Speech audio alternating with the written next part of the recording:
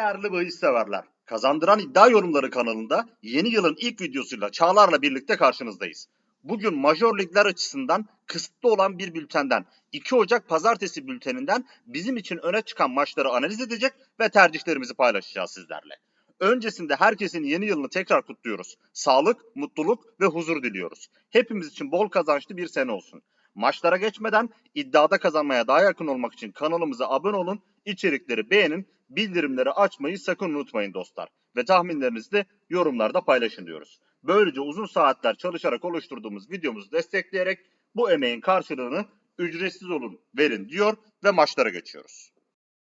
2 Ocak Pazartesi bültenindeki Fransa'da oynanacak 4 maçtan 3'ünü yorumlamayı planlıyorum ben Çağlar. Aşırı yüklenme olan ve maç sonu hoşuma gitmeyen, insanları üzme potansiyeli olduğunu düşündüğüm Montpellier-Marsilya maçını canlıda takip etmeyi planlıyorum. 17'deki Strasbourg-Troyes maçıyla başlayalım. Türkiye saatiyle 17'de. Çarşamba günü Kylian Mbappe'nin 96. dakikadaki penaltısıyla Paris deplasmanında bir puandan olan Strasbourg yine de yiğit bir mücadele göstermişti. Maçtan sonra menajer Julian Stephen her yerdeki her puanın kendileri için çok önemli olduğunu söyledi.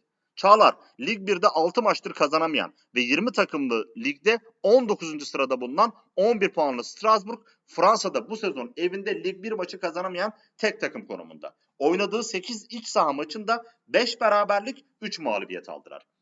Strasbourg'a karşı 4 puanlık bir avantaja sahip 15 puanlı Troyes ise maç haftasına 4 takımlı genişletilmiş küme düşme bölgesinden sadece 2 puan uzakta başlıyor.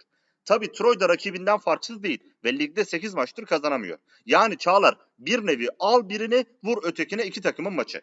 Deplasman takımının yıla iyi başlamama alışkanlığı var bir de. Yeni yılda oynadıkları ilk Lig 1 maçlarının son 5'ini kaybettiler. Yılın ilk Lig 1 maçında yenilgiden en son ne zaman kaçındıklarını bulmak için ta 2006'ya kadar gitmek gerekiyor. Strasbourg'a yaptıkları son 6 ziyarette galibiyet alamamaları, kulübe Kasım ayında katıldığından beri ilk galibiyetinin peşinde olan teknik direktör Patrick Kisnopro için zor bir öğleden sonra olabileceğini gösteriyor. Troyes 2022 boyunca Lig 1'de en kötü deplasman savunmasına sahipti ve yıl boyunca deplasmanda toplam 38 gol yediler. Bu maçta Strasbourg'un galibiyetine, ilk iç saha galibiyetine yakın olduğumu söylemeliyim. Ayrıca iki takımdan da gol beklediğim bu maçta benim ideal ve ana tercihim 1.59 oranıyla 2.5 gol üstü olacak. Ayrıca maç sonu 1 ve 2.5 gol üstünü birlikte de 2.45'ten tekten bir miktar değerlendireceğim. Tarafa girmeyeyim, bu iki takım da güven vermiyor diyenleri anlayabilirim.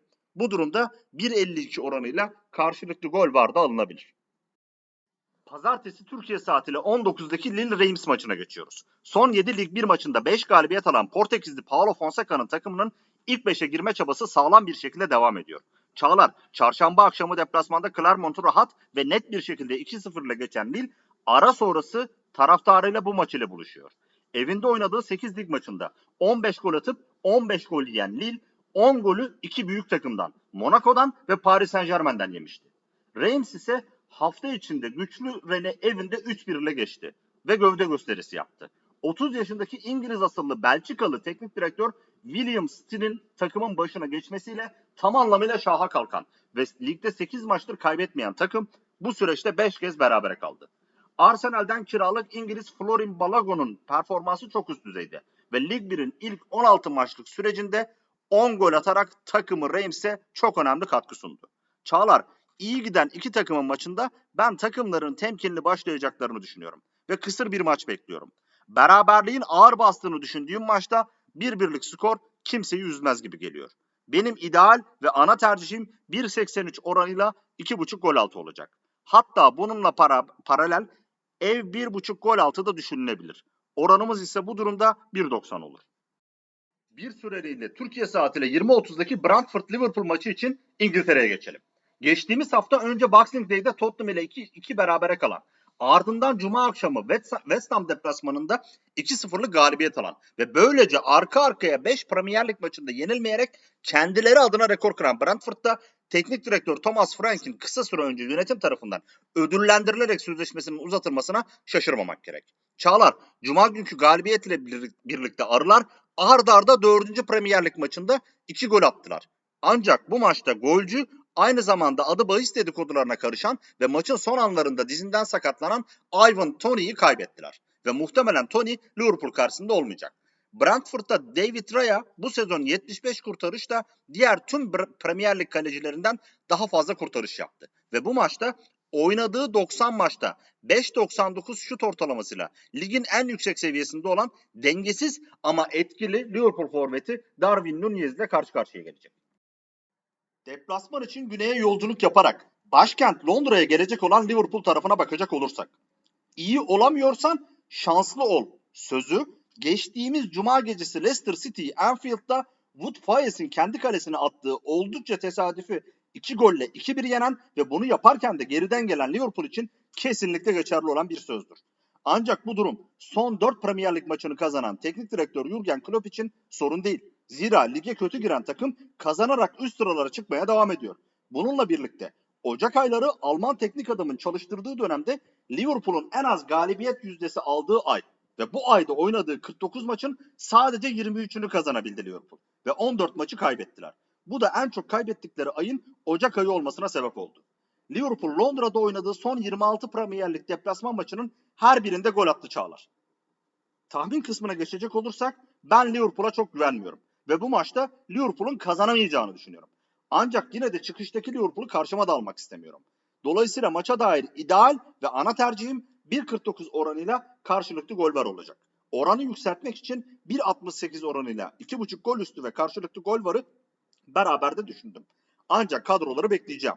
Kadrolar açıklandıktan sonra Premier Lig'de Erling Haaland ve Harry Kane'den sonra 12 golle en çok gol atan oyuncu olan Ivan Toney'nin bu maçta forma giyecek olması halinde Brentford ev 1.5 gol üstünü de 3 orandan ve tekten bir miktar değerlendirmeyi düşünüyor. Brentford iç sahada beklediğimiz gibi Tottenham'a sorun çıkardı Mert. Brentford etkili hücum ediyor ve maç boyunca rakibi yıldırıyor. Yani gerçekten atletizmi çok yüksek bir takım. Liverpool ise senin de söylediğin gibi Leicester maçını hiçbir şey yapmadan kazandı. Savunmada aksadılar ve Darwin Nunez yine sayısız fırsat kaçırdı. Zorlu Brentford maçı öncesi Jurgen Klopp bu konuda hücum oyuncularıyla ilgilenmiştir diye düşünüyorum. Zaten aksayan Liverpool savunması ise bu maçta direnemez bence. Senin de söylediğin gibi Ivan Toney muhtemelen bu maçta olmayacak ancak Mbeumo gibi, Baptiste gibi, Jensen gibi isimlerle Brentford yine hücumda çok fazla zorlanmayacaktır bence. Verdiğim bütün tercihlere katılıyorum Mert. Benim ana tercihim 1.41 oranıyla 2.5 üst. Alternatif olarak 2.09 oranıyla ilk yarı 1.5 üst tercih ettim. Mert, Montpellier iç sahada kanatları kullanarak çizgiye inip hücum eden bir takım. Özellikle iç sahada sıfıra inip geriye çevirdikleri topların sayısı bir hayli artıyor. Marsilya ise yine etkili kanatlara sahip olan, savunmada ise kenarlara göre merkezi daha iyi kapatan bir takım Mert. Benim korner beklediğim bir maç bu. Ana tercihim 1.40 oranıyla 8.5 korner üst. Alternatif tercihim ise 1.68 oranıyla 9.5 korner üst. Pazartesi bülteninin son maçına, Türkiye saatiyle 23'teki Rennes-Nice maçına geçiyoruz. Hafta ortasında Reims'e karşı aldığı 3-1'lik mağlubiyetten önce Aralık 2008'den bu yana Lig 1'deki en uzun yenilmezlik serisini yaşıyordu Rennes. Ve bu yenilgi 2 yıllık bir aradan sonra Şampiyonlar Ligi'ne katılma arzularına büyük bir darbe vurmuş oldu. Menajer Bruno Genesio, Marsilya üzerindeki 3. sıradaki Marsilya üzerindeki baskıyı sürdürmek istiyorsa bu maçı kazanmaya odaklanmalı. Genesio'nun takımı 2022 boyunca ligde 6 deplasman mağlubiyeti aldı. Ve bu deplasman lig mağlubiyetlerinin her birinin ardından evinde 30 bin kapasiteli Rossum Park'ta yüksek tempo yaparak maçları handikapla ve en az 2 farkla kazandı Çağlar. Öte yandan içeride oynadığı 17 maçın 15'ini kazanan bir Rennes takımı gördük 2022 yılında. Hafta içi Fransa'nın güzelim güney sahillerinde evinde Lens ile 0-0 berabere kalan Nice ise Ekim başında Paris Saint-Germain'e yenildiği maçtan beri ligde 8 maçtır kaybetmiyor. Bu sürede 3 galibiyet 5 beraberlik aldı Nice ve genelde düşük skorlu maçlar oynadı.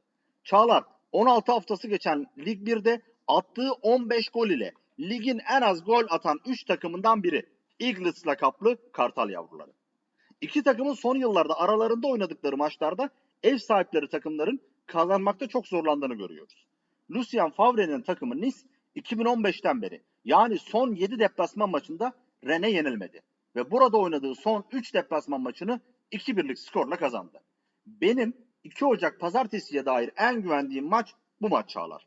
Rennes için Nice karşısında o sene bu sene diyorum. Ve yüksek tempo bekliyorum. Handikaplı galibiyet bekliyorum.